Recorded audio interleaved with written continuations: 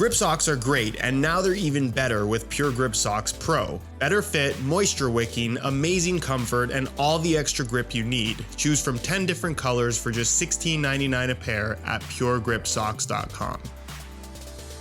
Today we're going to have a discussion about sole plates and stud patterns, not just the differences between them and how they impact traction as well as overall safety, but also how they actually change the overall experience of the football boot. As an example, I have the Puma Ultra 1.3, review on the new Ultra 1.4 coming very soon, by the way, but I have this Ultra in 3 different stud pattern types: FG, SG, and MG. They all retail for the same $200, this of course being what is technically the FG-AG model, although we'll talk about why I don't think this is the best choice for use on artificial grass. Nonetheless, it's the most common type that you're going to see available pretty much everywhere. Where the soft ground model has a pretty similar look from a side profile, even with the same external heel counter, and at a quick glance, the sole plate is also very similar in terms of design, but it's more heavily reinforced and actually a thicker plastic, and of course features your 6 metal screw-in studs, 4 in the forefoot and 2 at the back of the heel, with the regular bladed FG studs kind of filling in the gaps. Where the multi-ground version, which I think is more of a true AG variation, but definitely a football boot you could wear on a variety of different types of playing surfaces, does not feature the external heel counter, and that's because this is a more generic sole plate that you see Puma also use on the future Z line, made from a plastic material that's more flexible, much more simple as far as design is concerned, and features a bunch of these very small, very short studs that again are designed for a variety of different playing surfaces. All of which are available now below their normal retail prices by way of the links down in the description, but if you want to learn more about the actual differences between them in terms of what you can feel and which of these stud patterns would be best suited for the playing surface that you typically play on, that's exactly what we're going to talk about.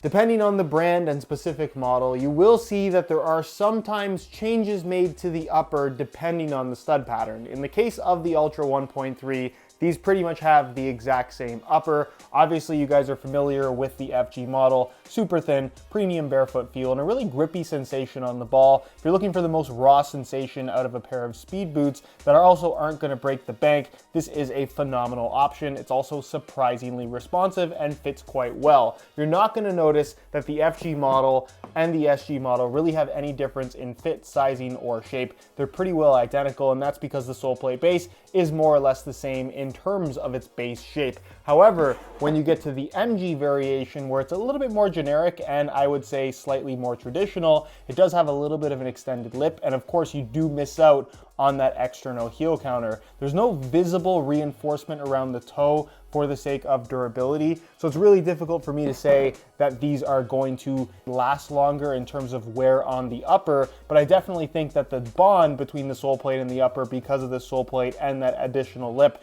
is going to be better, especially if you regularly play on artificial grass. It's also worth noting that this is slightly wider through the forefoot, so while I think they form this boot around the same last as the FG and SG models, you're definitely going to find that there is a little bit of additional width through the forefoot with the MG model, but the sizing for the most part stays exactly the same.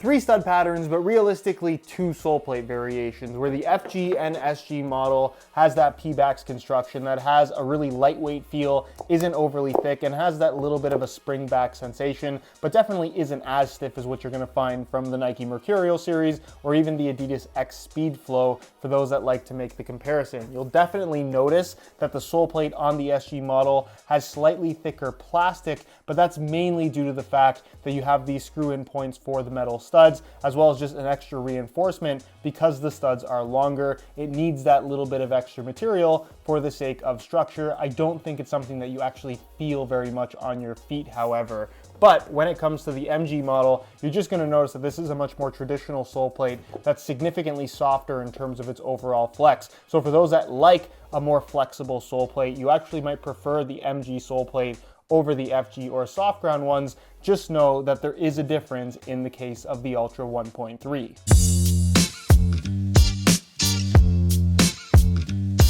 Now, the weight of your football boots is very much going to have a level of importance that's down to personal preference. However, in the case of the Ultra 1.3, a football boot that in FG form is known as the lightest one on the market at the moment, you would think that the weight is going to be pretty important if you're considering other stud pattern variations. The question is, do the boots gain weight? Do they lose weight? Is the weight the same? That's exactly what we're going to find out. All in the same size, 9.5 US. I'm going to weigh them for you, starting with the standard FG model that you can see weighs in at a ridiculously lightweight 5.7 ounces, the equivalent of 161 grams. So consider that the baseline and typically the lightest variation in any football boot with multiple stud pattern options. We'll skip to the soft ground model and you can see that they weigh in at predictably 6.75 ounces, a full ounce more, the equivalent of 191 grams. That is predictable because the sole plate has extra thickness and the metal studs in general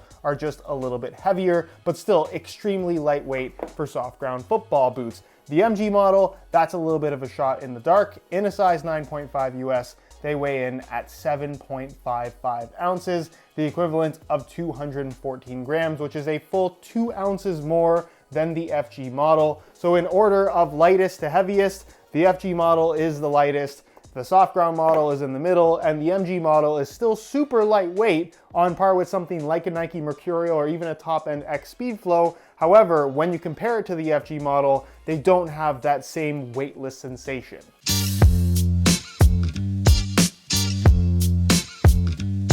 Which brings us to what I'm going to argue is the most important part and what should ultimately be the main deciding factor, and that is the stud pattern that you go for, depending on the playing surface you intend on using the football boots on. And here's the thing, guys, there is no one stud pattern that's going to be optimal or even safe on a variety of different playing surfaces. And I don't entirely agree with the marketing that Puma have gone for here in terms of labeling this as FG-AG and labeling this as MG. This is MG in regards to, yes, you could definitely use this on multiple playing surfaces, meaning artificial grass or natural grass, and not really have any issues in regards to safety. It's by far the safest stud pattern out of the three in this video. However, if you were to use this on natural grass that had any type of softness whatsoever, even if it was on just the firmer side, you're definitely going to find that the shorter length studs are not going to provide the bite that you perhaps would look for. So in general, I would recommend the MG version as really the ideal AG or artificial grass stud pattern, and that's mainly due to the fact that you don't need super long studs for artificial grass.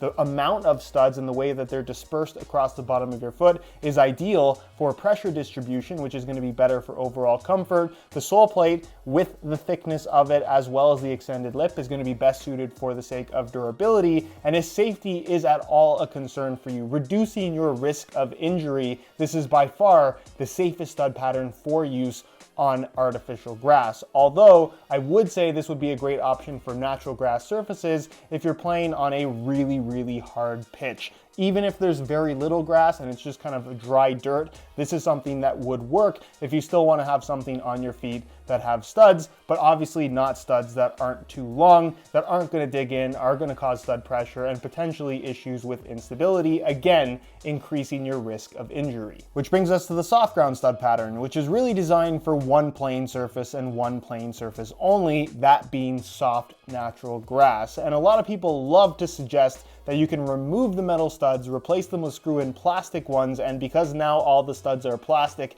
it's basically an FG stud pattern. And that's partially true in that, yeah, all the studs are now plastic because you've changed them. However, it doesn't change the fact that the studs are still going to be longer than they should be, and you're also going to be putting excessive wear on these screw-in points at the bottom of your sole plate because you're putting more stress on these boots than they were intended for. This is designed for soft natural ground, which is typically wet and a little bit mushy, where your cleats are going to sink very deep into the surface, which is why you have extra length to the studs for the sake of additional traction. If the studs were shorter, you would slip more often. And in general on soft ground, regardless of which specific soft ground layout it is, you're still going to slip, and I don't think there's a lot of variation as far as traction is concerned. The 6 stud layout seems to be agreed upon across the industry with every single brand as the best layout possible. And honestly, if you play regularly on soft ground, or even if you just play once in a while, having a pair of these to keep in your bag to use when you need them. If you're only using them a couple times a year, they're pretty much gonna last forever. And if you want ideal traction on soft ground,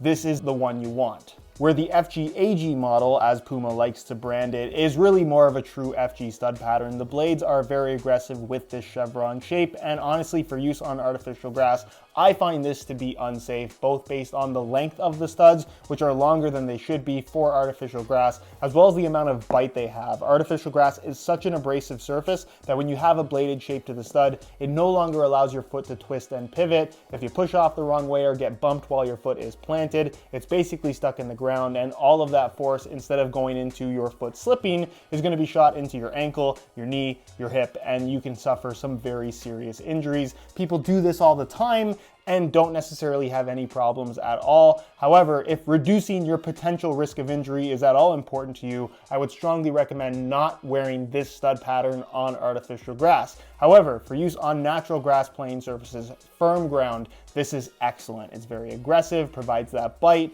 and is still, of course, safe enough because ground will break and you still have the ability to slip. What I will also say is that this is a stud pattern that you can get away with for use on softer natural grass. However, if the ground is soft enough, that's when you're gonna find that there isn't enough length to the stud and you're probably going to be slipping more than somebody would with soft ground boots. So, like I was talking about earlier, there really isn't one ideal stud pattern for a variety of different playing surfaces. It's really a matter of getting the one that is specialized for the surface that you're going to be using them on. This is ideal for firm ground, this is ideal for soft ground, and this is really ideal for hard ground or artificial grass.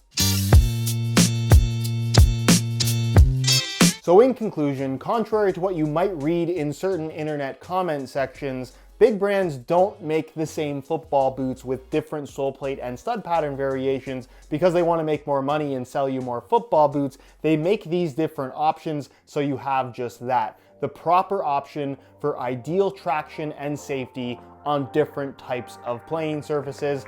Pick your boots accordingly, and that's how you're going to have not just the best experience, but the optimal experience. Best and optimal kind of mean the same thing.